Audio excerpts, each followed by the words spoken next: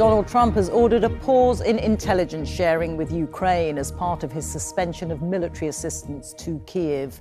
It's a move that could seriously affect Ukraine's ability to target Russian forces and to defend itself. But Mr. Trump has suggested he may be willing to continue talks with Kyiv, and President Zelensky has said that Ukrainian and US teams are working together with what he called forward momentum. President Macron of France has tonight announced that he plans to hold a meeting of European army chiefs in Paris next week, saying he wanted to believe the US would stay at Europe's side, but it had to be ready to fend for itself. We'll have more on that in a moment, but first from Washington, here's Sarah Smith. America is back. And of course, Donald Trump is back, 5 years since he last spoke to Congress. In this speech, he was able to signal that tensions between him and President Zelensky may be easing and peace talks could soon begin. Simultaneously, we've had serious discussions with Russia and have received strong signals that they are ready for peace. Wouldn't that be beautiful? Wouldn't that be beautiful? Russia is, for now, still launching deadly attacks on Ukraine. Assaults that will be much harder to prevent now America's stopped sharing military intelligence, as well as halting the supply of weapons and equipment. The US believes that by harming Ukraine's ability to defend itself, they have forced Mr. Zelensky to talk about peace on Donald Trump's terms. Today, White House officials are already making plans for renewed talks with Ukraine. Just in the last 24 hours, since the public statement from Zelensky, and then these subsequent conversations, which I'm going to walk inside and continue, I think we're going to see movement in very short order. They did. President Trump addressed the controversial trade tariffs he's imposed on Canada, Mexico and China, which many fear may spark a global trade war, saying Americans may have to pay a price, but it would be worth it. Tariffs are about making America rich again and making America great again, and it's happening, and it will happen rather quickly. There'll be a little disturbance, but we're okay with that. On television, officials have to respond to diplomacy that's being done via social media. This was posted by the Chinese embassy. Quote, if war is what the U.S. wants, be it a tariff war, a trade war, or any other type of war, we're ready to fight till the end. As Secretary of Defense, how do you take that? Well, we're prepared. Those who long for peace must prepare for war. That's why we're rebuilding our military. That's why we're reestablishing deterrence and the warrior ethos, is because we live in a dangerous world with powerful, ascendant countries with very different ideologies. Car makers in North America fear the tariffs will punish them.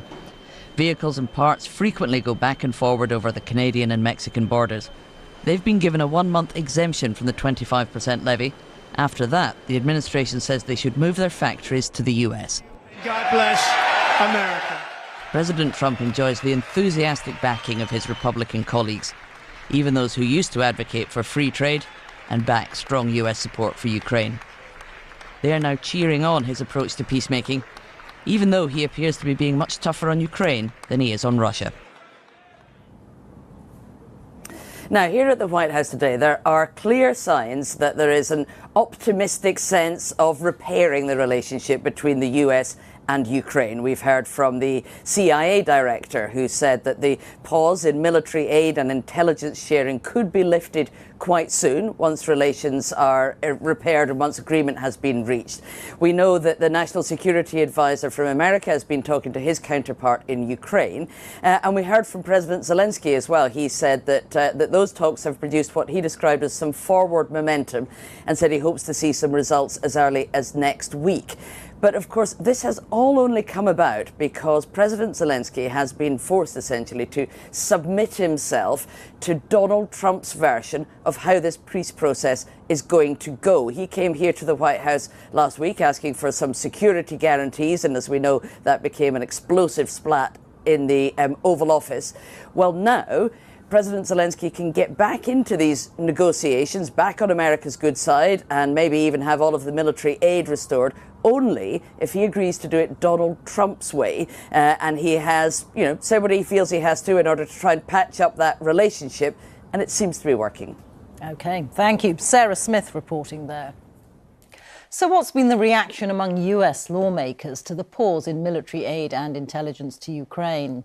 Tom Bateman's been speaking to Republican and Democrat senators, many of whom voted for the assistance to Ukraine and who've now seen their decision overturned by the president.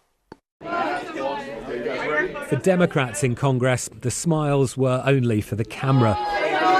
They're fuming at President Trump's treatment of Ukraine and his suspension of military and intelligence support.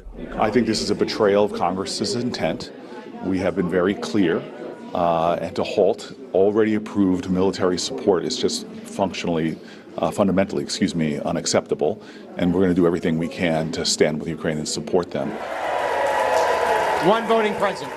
Last spring, Congress passed a $60 billion weapons package for Ukraine, and Democrats now question the legality of suspending it. Cessation of aid, military aid that Congress has appropriated, I think is illegal, and the cessation of intelligence sharing is a huge mistake. Republicans have always been more divided on aid for Ukraine. In the months after Russia's invasion, some of them travelled to Kyiv shoulder to shoulder with President Zelensky, among them Senator John Cornyn. What I'd like to hear now is what Mr. Putin's willing to contribute to the negotiations. So far, we've just heard what is Ukraine willing to do, and I think without a credible offer by Mr. Putin, it's hard to see where this will go. But many of Mr. Trump's Republicans see his hard line as a way of leveraging Europe to better defend itself. I've spent time with some of our European countries. They don't want to do their part in defense. They just want us to do it. You can't expect American taxpayers and men and women to do all this. The Europeans are going to have to start standing up.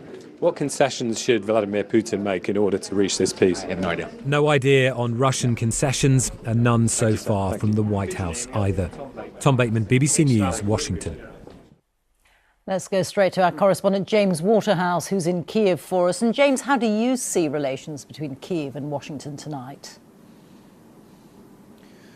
Well, Rita, there's an increasing chasm between the political optimism you've seen there, far from here, and the realities on the ground, the actions that are being taken. The pausing of American aid was bad enough for President Zelensky, who's looking to European Union leaders this week as one of the last avenues, really, for a friendly shoulder to lean on, shall we say. But then the pausing of American intelligence, well, that keeps cities like Kyiv, where I am now, safe. It is information from America that allows air alerts to be sounded for people to head to the shelter. It tells people where the drones are, in what directions they're heading in. It allows Ukrainian soldiers to know where Russian troops are, Russian troops that continue to invade Ukraine. It allows Ukraine to launch long-range missile strikes. And the question now is, how far is Donald Trump willing to go with this political levering? At best, it is a reckless gamble with Ukraine's future, and with Russia showing no signs of curbing its ambitions of taking the whole of Ukraine. If you look at the evidence now, we are heading towards some kind of peace which favours Moscow and not Kyiv. James, thank you. James Waterhouse there. Well, as we've heard, despite the suspension of US intelligence, Washington and Kyiv have both said tonight that both sides are aiming to hold talks to discuss a potential peace plan. Here's James Landale with more on what any agreement might involve. James. Rita, thank you. So what are the elements of a peace deal that might be discussed? Well, as we've just been hearing, it's still very, very early days. But a few clues emerged at the Lancaster House talks at the weekend. President Macron suggested a temporary partial truce. This would cover attacks in the air, on the sea and against power plants, but not fighting on the ground in the east. And President Zelensky echoed this in a tweet, saying that a truce could involve a release of prisoners, a ban on missiles and drones, attacks on civilian infrastructure, and only, of course, if Russia would do the same. The idea is that a truce would be a start. It would test Russia's good faith, give Donald Trump an early win, and potentially create space for talks about a more lasting ceasefire. And if that were agreed, then Britain, France, and maybe some others would deploy a reassurance force to Ukraine to deter future Russian aggression, as the French president set out this evening. Ukraine must not be invaded again by Russia. and we have to prepare for that. We have to support the Ukrainian army, and it may well be that we can do that through the deployment of European forces. But all this presumes Donald Trump is on board, and he won't agree a deal without getting access to Ukrainian minerals, and he doesn't want the US military to help secure Ukraine's future. And let's not forget the Russians. Vladimir Putin wants Ukraine to be neutral outside NATO and demilitarized. He also wants to keep the territory he's seized and more in these regions here in red, and he doesn't want any European force here in on Ukrainian soil. Now, critics say that what Russia wants, the US can't deliver, and the Ukrainians won't accept. Nothing much is going to happen in this until the Russians make up their mind whether they want to stick with their pretty maximalist demands or can back down a bit. Unless they can do that, then I think the Trump administration will find it difficult to take this very far forward. So for all the fast diplomatic movement, agreement between these two may yet be still some way off. Rita. James, thank you.